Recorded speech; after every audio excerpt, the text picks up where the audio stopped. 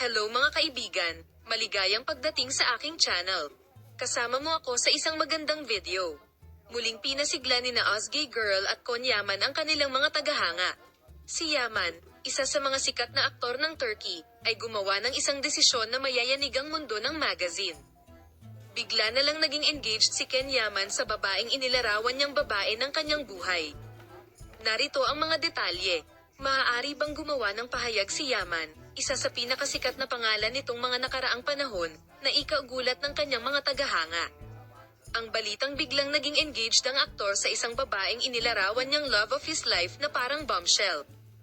Bagamat wala pang opisyal na pahayag, curiosity na kung sino ang engaged ni Ken Yaman, at ang pananahimik ng aktor sa isyong ito ay nagdulot ng iba't ibang espekulasyon sa media. Ang mga tagahanga ay sabik na naghihintay sa misteryosong babaeng ito ng Ken Yaman.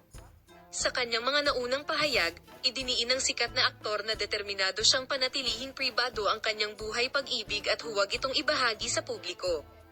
Ang salubing ito ni Ken Yaman ay nagpapatuloy na naaayon sa kanyang biglaang desisyon na magpakasal. Ang balitang ito, na mabilis na kumalat sa mga social network, ay ikinatuwa ng mga tagahanga ng aktor.